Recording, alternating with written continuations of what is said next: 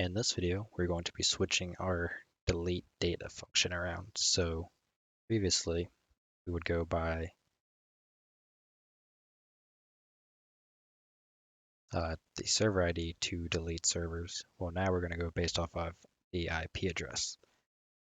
So I want to first create some entries. Just create one and where is the server up? Oh, that's neat because it shouldn't be running. I guess it's just running in the background somewhere. 1, 2, 3, 4, 5, 6, 7. Now we should have 7 entries, all with the same IP address. So now if we go to our, I want to actually delete or close that down, we need to alter our delete server entry. So let's head over to it. You can right click it, alter stored procedure. It'll be met here. Or change server ID to IP address with an underscore. Change it to a varchar 15. Because if we look over here, our IP address was a varchar 15. Then we change server data, or not server data, server ID to IP address and underscore IP address. So anywhere where IP address equals the passed in value, it will loop through and delete it. Now we can apply. Then we're just going to refresh all and go back to server data. And they're all still there. So let's go back to our web API.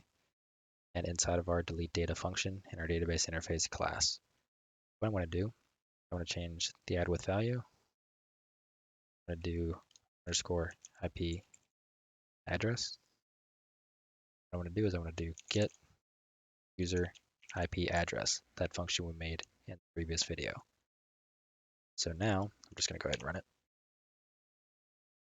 Whenever we perform a delete, we should be removing all of these entries. So I want to change this to delete, do a /1. If you follow along, it's API /host /any integer or the ID. So I'm going to send the delete request. It is done. Now when I refresh, all of these server entries are gone.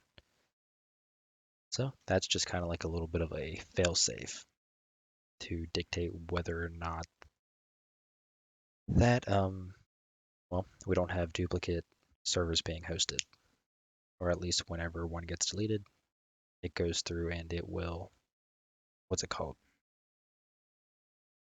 It will go through and just delete all of them. So in the next video, I think what we're going to do is probably go through when we go to create the server, we might loop through the database and delete any servers with that matching IP address.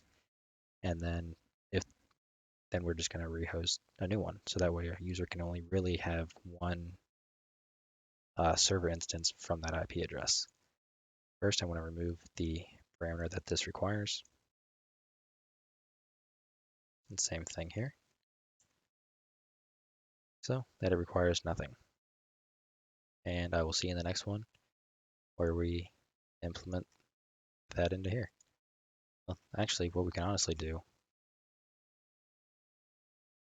is just perform the delete request right away. So what we're going to do is just simply copy this section, move it up here. Well, let's open the SQL connection first.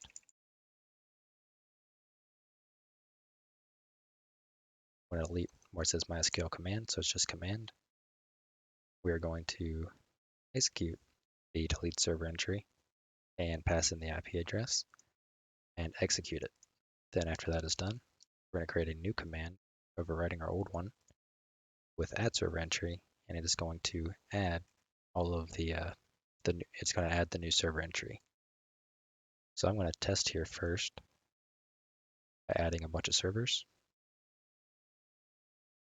So 1, 2, 3, 4. Okay, here's our 4 entries.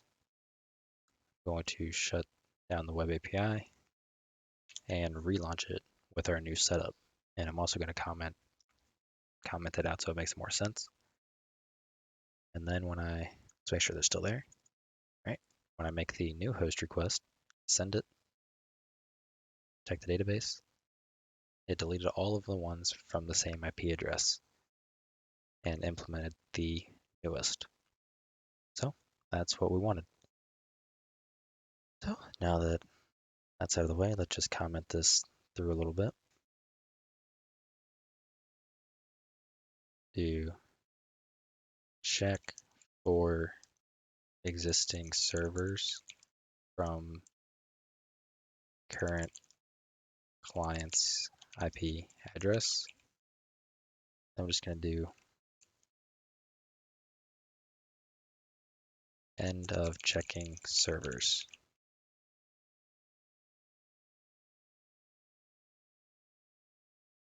So just to kind of sort it out. Then adding server. So like so, just to kind of keep it clean. And I'm going to go ahead and build, and we're good to go.